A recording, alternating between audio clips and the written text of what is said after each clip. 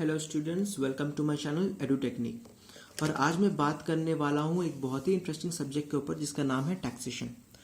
तो आप सब अपने अपने कॉपी में ये सब्जेक्ट का नाम लिख लें, टैक्सेशन। और जहाँ तक टैक्सेशन की बात है, हर कॉमर्स स्टूडेंट के करियर में टैक्सेशन एक बहुत ही इम्पोर्टेंट रोल प्ले करता है। चाहे वो बीकॉम एग्ज़ाम हो, सीएस एग्ज़ाम हो, सीएमए एग्ज़ाम हो, और कई तरीके के एग्ज़ाम्स में टैक्सेशन का रोल बहुत ही बड़ा होता है और बहुत ही ज़्यादा नंबर इस पे अलॉटेड है। बट मेरा जो ये वीडियो है वो सिर्फ और सिर्फ B Com, CMA inter, CS inter, IPCC, इन लोगों के लिए, इन स्टूडेंट्स के लिए बनी है। सो मैं खास मदद बीकॉम, सीएमए, सीएस और आईपीसीसी वालों के लिए ये बना रहा हूँ। ये वीडियो बेसिकली उन लोग के लिए है। तो आइए चर्चा करते हैं टैक्सेशन पे। अब टैक्सेशन में प्रॉब्लम्स कहाँ आता है और इस प्रॉब्लम को सुलझाए कैसे। टैक्सेशन अगर हकीकत में देखा जाए तो एक आसान सब्जेक्ट है, बट हमारा अप्रोच टुवर्ड्स द सब्जेक्ट जो है वो उतना अच्छा नहीं रहता है। इस वजह से हमें एग्जाम्स में प्रॉब्लम फेस करना पड़ता है। तो आइए प्रॉब्लम्स क्या है। सबसे बड़ा प्रॉब्लम तो ये है कि हम प्रोविजंस भूल जाते हैं। चलो, अगर प्रोविजंस याद भी रहता है तो एग्ज़ाम टाइम तो कहीं ना कहीं कुछ ना कुछ प्रोविजंस भूल चूक हो ही जाता है और एग्ज़ाम्स में गड़बड़ हो जाता है। चलो, प्रोविजंस बिल्कुल याद है बट सम नहीं हो पाता है। थर्ड प्रॉब्लम यह है कि प्रोविजंस याद है बट उस प्रोविजंस को सम में अप्लाई नहीं कर पाते हैं। या फिर एग्ज़ाम में, घर पे तो होता है पर एग्ज़ाम में नहीं हो पाता है। ऐसा क्यों? It is because of two reasons. आपको प्रोविजंस अच्छे से याद नहीं है या फिर आपने सही तरीके से प्रैक्टिस नहीं किया। ये दो ही कारण हो सकते हैं टैक्सेशन में जिससे आप नाकामयाब रहे एग्ज़ाम में। सो आइए उसी के ऊपर आज मैं चर्चा करूँगा। तो मेरा जो वीडियो है वो दो चीज़ के ऊपर होगा। एक तो है प्रोविजन डिस्कशन,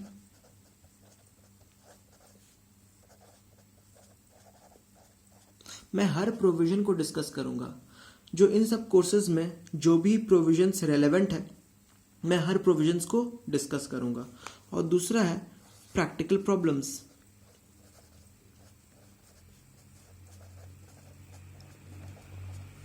और हर प्रोविजंस को डिस्कस करने के बाद मैं कुछ ना कुछ प्रैक्टिकल सम्स उठाऊंगा और उसे प्रैक्टिस करवाऊंगा।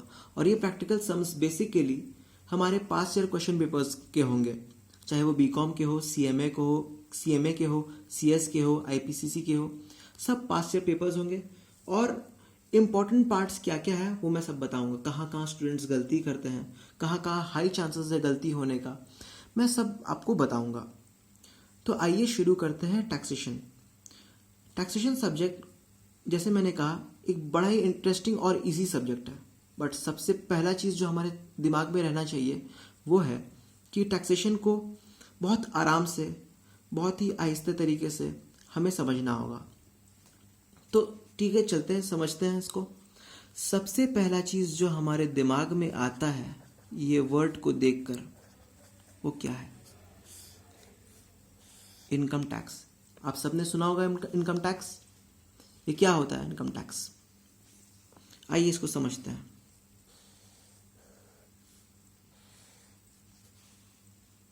ये मैंने एक बॉक्स बनाया, मान लेते हैं ये हमारा इनकम है। इस इनकम का कुछ हिस्सा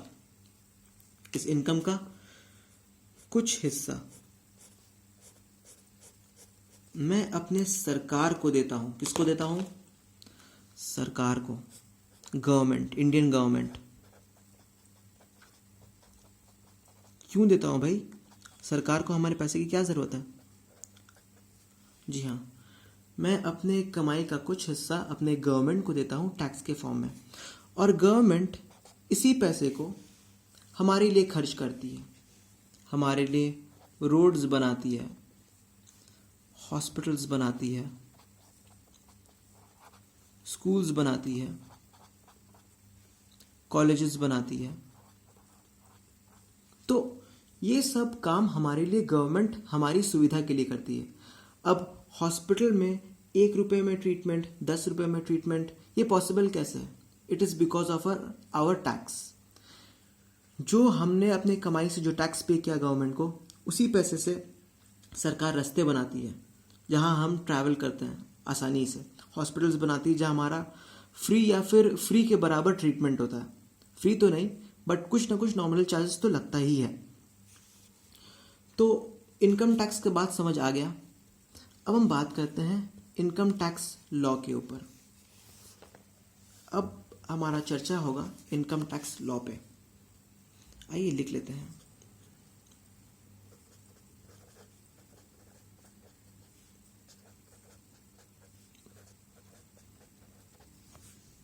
इनकम टैक्स लॉ।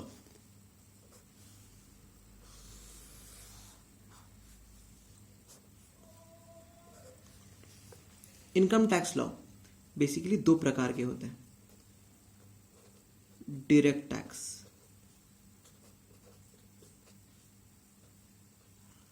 और इनडायरेक्ट टैक्स।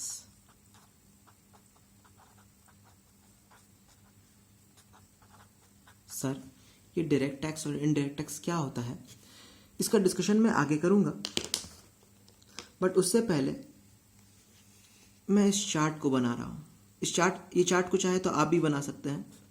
इनकम टैक्स पहले 3 तरह का हुआ करता था। इनकम टैक्स, वेल्थ टैक्स और गिफ्ट टैक्स। सरकार ने गिफ्ट टैक्स को अबॉलिश कर दिया। क्यों किया भाई? इसने गिफ्ट टैक्स के रेलेवेंट प्रोविजंस को कहाँ डाल दिया? इनकम टैक्स में। और साथ ही साथ वेल्थ टैक्स को भी अबॉलिश कर दिया। तो आज के डेट में हमारा डायरेक्ट टैक्स क्या है? सिर्फ और सिर्फ इनकम टैक्स है। अगर मैं इनडायरेक्ट टैक्स की बात करूं, सो इनडायरेक्ट टैक्स कई प्रकार के होते हैं, जैसे कि VAT, value added tax, central sales tax,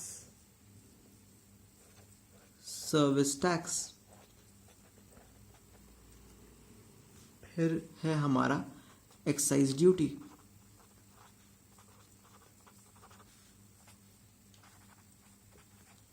custom duty. ये सब कई तरह के इनडायरेक्ट टैक्सेस हैं। तो एक एक करके डिस्कशन करते हैं।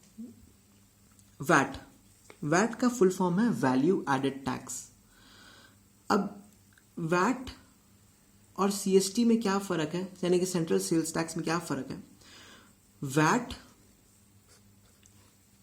इंट्रा सेल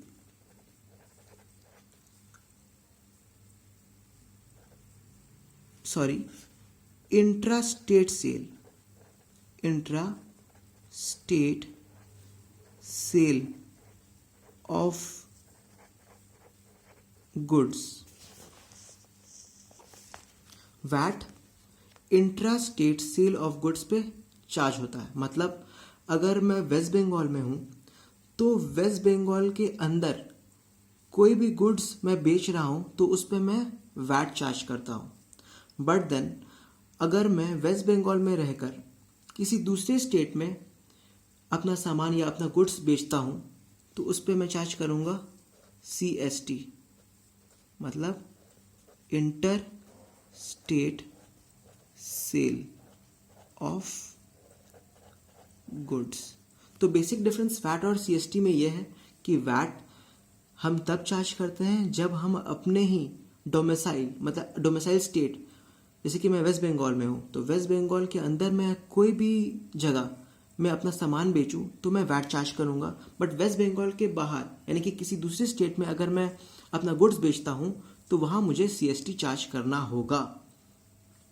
वैट एक स्टेट लेवल टैक्स है।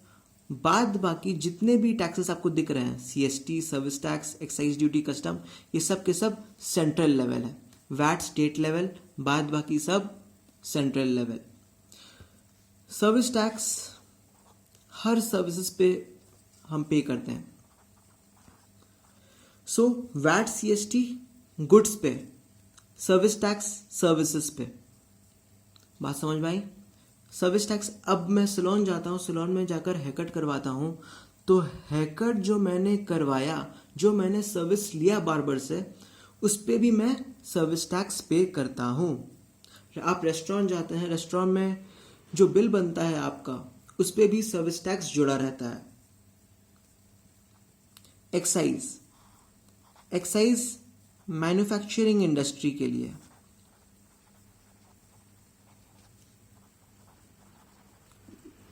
जो लोग मैन्युफैक्चरिंग का बिजनेस में हैं, वो लोग एक्साइज ड्यूटी सरकार को भरते हैं।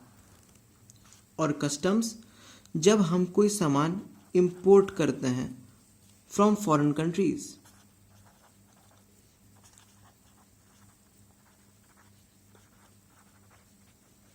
जब भी कोई सामान हम फॉरेन कंट्री से इंपोर्ट करेंगे तो उस पे हमें कस्टम ड्यूटी देना होगा। तो 1 अप्रैल 2017 से GST लागू होगा। अभी GST क्या है?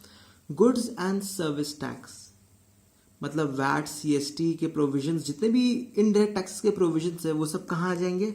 गुड्स एंड सर्विस टैक्स पे। जो आगे का वीडियोस होगा उस पे मैं GST का डिस्कशन करूँगा, बट आज का जो मुद्दा है वो है डायरेक्ट टैक्स। आज जो मैं कराने वाला हूँ उसका नाम है डायरेक्ट टैक्स। तो आइए चलते हैं, डायरेक्ट टैक्स की बात करते हैं।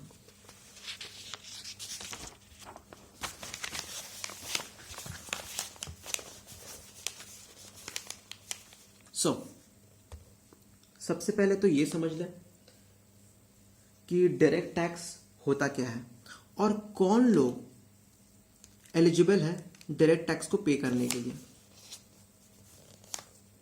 आइए,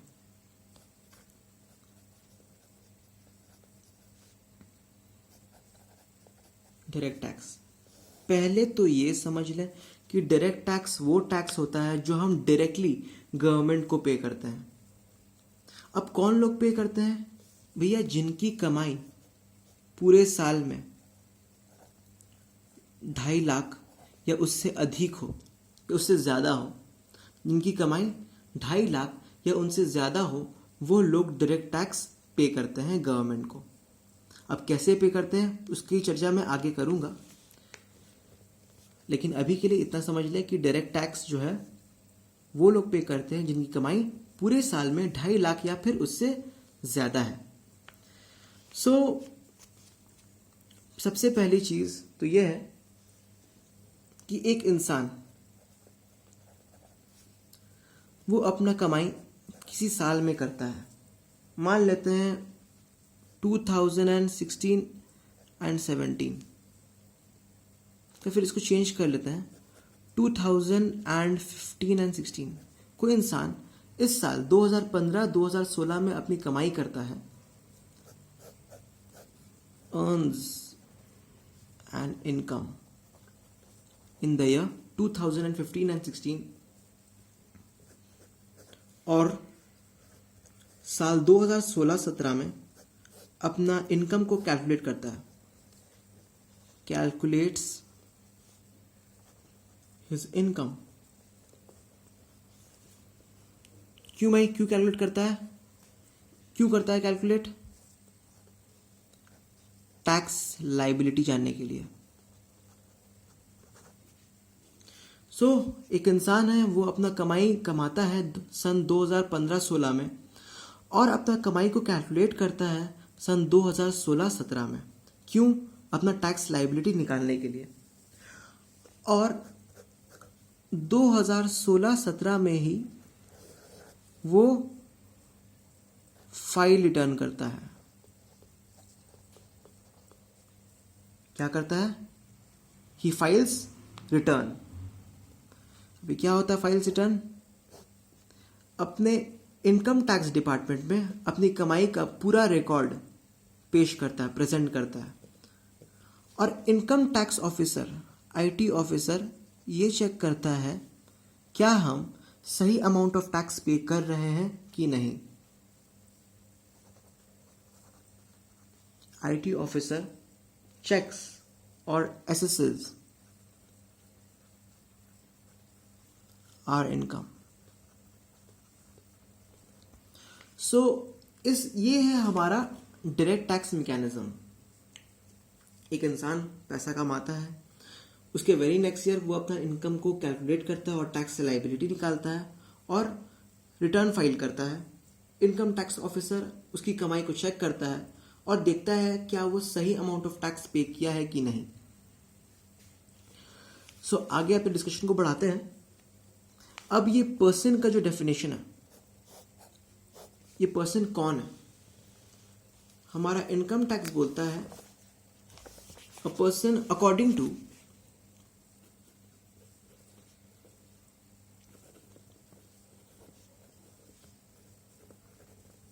सेक्शन 2 सबसेक्शन 31।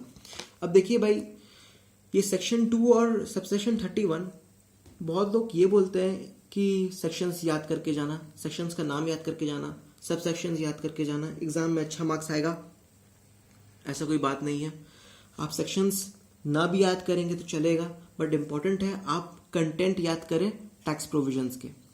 सेक्शंस बेवजह अगर याद हो पाता है तो बहुत अच्छी बात है, बट देन अगर याद नहीं होता है तो आप उस पर प्रेशर ना लगाए, अपने दिमाग पे प्रेशर ना लगाए कि याद नहीं हो रहा है, टेंशन हो रहा है, ऐसी कोई बात नहीं है। According to section 2 subsection 31, person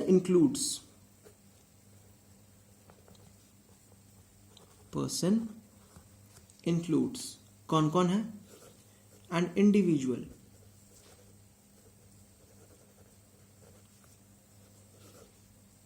Hindu undivided family, a company,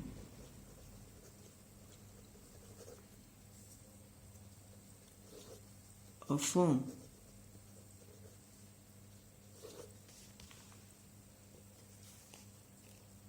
an association of persons,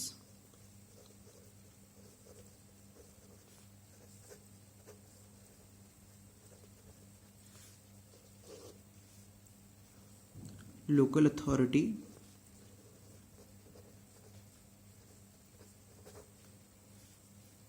और 7वें नंबर पे है आर्टिफिशियल जुरिडिकल पर्सन। सो हमारे पास ये 7 नाम है। So according to our income tax act, ये कुछ लोग हैं जिसको हम पर्सन कहते हैं, जैसे कि एक इंडिविजुअल है, हिंदू अनडिवाइडेड फैमिली है, कंपनी है, फर्म है, एसोसिएशन ऑफ पर्सन्स है, लोकल अथॉरिटी है, और जो मैं आपको दिखा नहीं पा रहा हूँ थोड़ी मुश्किल से और है आर्टिफिशियल जुरिडिकल पर्सन। सो आइए कुछ ना कुछ डिस्कशन करते हैं। इंडिविजुअल कौन है? हर वो इंसान, आप, मैं, राम, श्याम, सीता, गीता, रहमान, ठीक है, ये सब के सब एक इंडिविजुअल है। एचयूएफ कौन है? Hindu undivided family. ये हिंदू अनडिवाइडेड फैमिली क्या होता है? जी हाँ, एक हिंदू फैमिली जो साथ बिजनेस कर रहे हो, ठीक है, वो एक कहलाता है Hindu undivided family.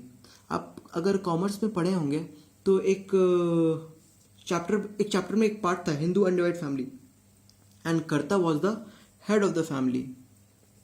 Karta was the head of the family as well as head of the business।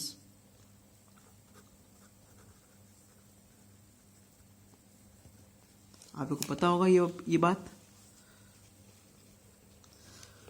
सो एक एचयूएफ भी एक इंडिविजुअल माना जाएगा। कंपनी, जो कंपनीज एक्ट 1956 या फिर 2013 में रजिस्टर्ड है, कंपनीज एक्ट 1956 या फिर 2013 अगर उसमें रजिस्टर्ड है तो वो कंपनी कहलाएगा। कोई भी entity registered 1956 companies act 2013 companies act. Firm, एक पार्टनरशिप फर्म को ही ले लीजिए, कोई भी पार्टनरशिप फर्म हमारे फर्म के अंडर आएगा। Association of persons, best example कोई joint venture. Local authority, municipal corporation. और आर्टिफिशियल जुरिडिकल पर्सन, अभी देखिए आर्टिफिशियल जुरिडिकल पर्सन क्या होता है। आर्टिफिशियल जुरिडिकल पर्सन वो होता है जिसे लॉ ने बनाया है, जिस एंटिटी को लॉ ने बनाया है, ठीक है, कोई इंसान ने उसे नहीं बनाया। Example Delhi university. कल को कोई उठकर कह सकता है दिल्ली यूनिवर्सिटी मेरा है? कल को कोई उठ के ये तो नहीं बोलेगा कि यूनिवर्सिटी ऑफ कलकत्ता मेरा है। जी नहीं, ये लॉ की ताकत से बना है, तो इसे हम आर्टिफिशियल जुरिडिकल पर्सन बोलेंगे और it's a separate legal entity. तो मैंने पर्सन की डिस्कशन कर ली। अब किसी एक कंपोनेंट की कमाई 2.5 लाख से ज़्यादा है, then it is eligible to pay direct taxes. बात समझ में आई? पर्सन का डेफिनेशन ये है। पर्सन में कौन कौन आता है? ये 7 लोग आते हैं। 7 लोग में कौन कौन है? Individual, HUF, company, firm, association of persons, local authority and artificial juridical person. Yeah. So we are very much clear with the definition of person. Discussion को आगे बढ़ाते हैं। अब हम जो बात करने वाले हैं वो है previous year and assessment year.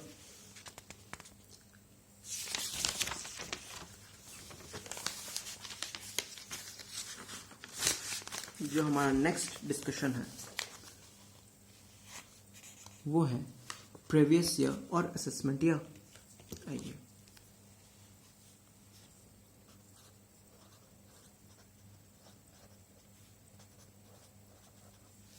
Previous year और असेसमेंट ईयर। देखिए, जो टेक्स्ट बुक्स आप लोग को प्रेस्क्राइब किया गया है थ्योरी के लिए, आप उसको ज़रूर पढ़ें। जो मेरा वीडियो है उस वीडियो में मैं हर प्रोविजंस को बहुत ही सिंप्लीफाइड तरीके से, बहुत ही आसानी से मैं उसे एक्सप्लेन करूँगा। तो सिर्फ और सिर्फ वीडियोस पे डिपेंडेंट रहना ठीक नहीं रहेगा। आप अपने टेक्स्ट बुक्स को ज़रूर पढ़ें। आपने प्रैक्टिस मैनुअल या फिर आपकी जो टेक्स्ट बुक्स है उसमें जो सम्स है उस पर आप ज़रूर प्रैक्टिस कीजिएगा। ये वीडियोस बेसिकली मैं हर टैक्स प्रोविजन को बहुत ही सिंप्लीफाइड तरीके से एक्सप्लेन करूँगा through charts and through tables. तो आपको याद करने में बड़ा आसान होगा, ठीक है। तो मैं जो प्रोविजंस का डेफिनेशन पूरा नहीं लिखवाऊंगा, वो जैसे प्रीवियस ईयर का डेफिनेशन मैं नहीं लिखवा रहा हूँ, असेसमेंट का डेफिनेशन मैं नहीं लिखवा रहा हूँ, वो प्लीज़ आप मेरे टेक्स्ट बुक में रेफर करें। बस मैं इसका मतलब बता देता हूँ। पहले तो ये समझ ले, जो हमारा फाइनेंशियल ईयर है, वो जो हमारा फाइनेंशियल ईयर है, कोई भी फाइनेंशियल ईयर, वो 1 अप्रैल से शुरू होता है और एंड होता है 31 मार्च ऑफ द नेक्स्ट ईयर। ये डेफिनेशन है हमारा फाइनेंशियल ईयर का। अब इसमें प्रीवियस ईयर क्या है और असेसमेंट ईयर क्या है वो समझते हैं। जो हमारा रेलेवेंट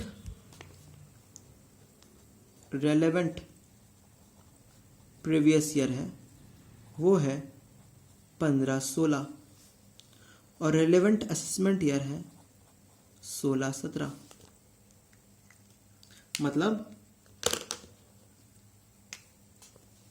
1 अप्रैल 2015, 31 मार्च 2016, 1 अप्रैल 2016, 31 मार्च 2017। जी हाँ। सो कोई भी इंसान इस पीरियड में कमाता है तो उसे कहते हैं प्रीवियस ईयर। कोई भी एसएससी का मतलब वो इंसान जो टैक्स पे करने के लिए एलिजिबल हो, उसकी चर्चा मैं आगे करूंगा, वेरी नेक्स्ट टॉपिक है हमारा। सो प्रीवियस ईयर में कोई पर्सन अपनी कमाई कमाता है और उसका टैक्स कब पे करता है? अपने असेसमेंट ईयर में। प्रीवियस ईयर में क्या होता है? Earns income, page tax. किस कमाई पे? इसी कमाई पे टैक्स पे करता है। जो कमाई उसने प्रीवियस ईयर में किया उसी कमाई पे वो टैक्स पे करता है अपने असेसमेंट ईयर में। ये होता है हमारा assessment year. So now we are very much clear कि हमारा प्रीवियस ईयर क्या होता है और असेसमेंट ईयर क्या होता है। अब मैं बात करने वाला हूं एसएससी। जो 2 मिनट पहले मैंने एक टर्म का इस्तेमाल किया, एसएससी। एसएससी वो इंसान है, सिंपल वर्ड्स में, जो एलिजिबल है डायरेक्ट टैक्स पे करने के लिए। जो इंसान डायरेक्ट टैक्स पे कर सकता है अपने सरकार को, वो एसएससी कहलाता है। अब पर्सन और एसएससी में क्या फर्क है? अगर मैं अपनी बात करूं, अगर मेरी कमाई 2.5 लाख से कम है तो मैं पर्सन तो हूं, पर मैं एसएससी नहीं हूं। अगर किसी कंपनी की कमाई मान लेते हैं 50 लाख है तो वो पर्सन तो है, साथ ही साथ सिंस वो टैक्स पे करेगा अपने सरकार को, वो एसएससी भी कहलाएगा। एसएससी का डेफिनेशन आप अपने टेक्स्ट बुक में ज़रूर रेफर करें।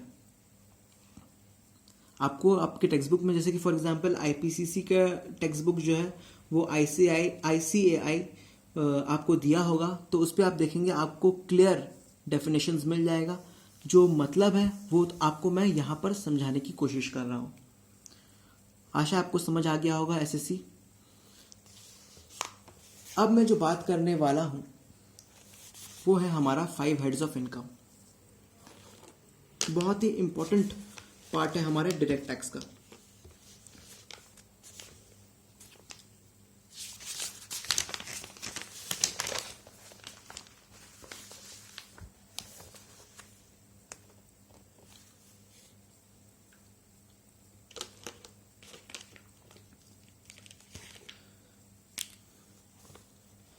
लिख लें अपने कॉपी में 5 हेड्स ऑफ इनकम। क्या है वो 5 heads? Salaries, income from house property,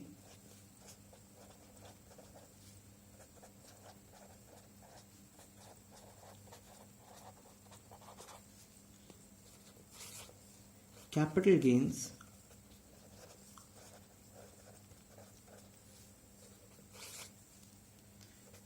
profit and gains from business and profession,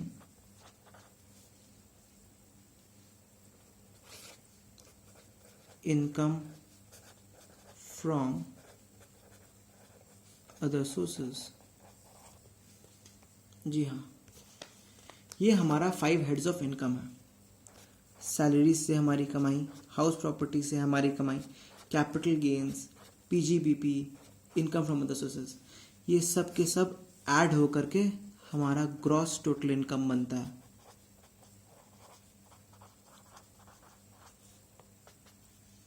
और सरकार हमें कुछ छूट देती है,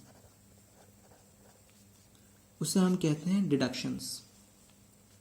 डिडक्शंस कट करने के बाद हमारा टैक्सेबल इनकम निकलता है, जिस पे हम कैलकुलेट करते हैं हम कितना टैक्स पे करने वाले हैं। ये हमारा बेसिक मैकेनिज्म है टैक्स का। यहाँ देख सकते हैं 5 हेड्स ऑफ इनकम है। 5 हेड्स ऑफ इनकम को ऐड करते हैं तो हमारा GTI निकलता है, यानी कि ग्रॉस टोटल इनकम। उस पर हम कुछ डिडक्शंस माइनस करते हैं तो हमारा टैक्सेबल इनकम निकलता है। तो हर हेड का एक अलग चैप्टर होता है। सैलरीज खुद में एक बड़ी चैप्टर है, एक अलग चैप्टर है। इनकम फ्रॉम हाउस प्रॉपर्टी खुद में एक अलग चैप्टर है। कैपिटल गेन्स खुद में एक अलग चैप्टर है, और बहुत सारा प्रोविजंस हर चैप्टर में। तो it is very much important. तो हम आहिस्ते आहिस्ते चलेंगे, हर प्रोविजंस को अच्छे से समझेंगे, उस पर सम सॉल्व करेंगे और कोशिश करेंगे कि एग्जाम्स के क्वेश्चंस हमसे आसानी से सॉल्व हो जाए। सो आज के लिए मैं इतना ही रखता हूँ बेसिक कंसेप्ट्स के लिए। और आपको ये वीडियो देखने के बाद एक बेसिक कंसेप्ट, एक बेसिक आइडिया तो आ ही गया होगा कि ये हमारा टैक्स सिस्टम है कैसा, एक टैक्स मैकेनिज्म कैसा है, ये टैक्स किस तरीके से काम करता है। आपको एक क्लियर व्यू मिल गया होगा। तो आशा करता हूँ आपको ये वीडियो पसंद आया है, और अगर कोई क्वेरी हो तो आप अपने ईमेल में आप मुझे फॉरवर्ड कर सकते हैं। कोई भी इस वीडियो को लेकर या कोई भी इस सब्जेक्ट से रिलेटेड कोई भी प्रॉब्लम है, आप उसको ईमेल कर सकते हैं, जो मैं डिस्क्रिप्शन में दे रहा हूँ अपने ईमेल को। तो कोशिश मैं करूँगा कि आपको मैं रिप्लाई करूँ जल्द से जल्द, और आप अपने एग्ज़ाम्स के लिए अच्छे से पढ़ाई करें। आप मेरी वीडियो देखें रिवीजन के लिए। आप रिवीजन के लिए आई गेस मैं बहुत जल्दी पढ़ाऊँगा और बहुत ही सिंप्लीफाइड तरीके से पढ़ाऊँगा, तो रिवीजन के लिए भी बहुत हेल्पफुल होगा। तो आशा करता हूँ आपको ये वीडियो पसंद आया होगा। अभी आज के लिए बस इतना ही। Thank you very much.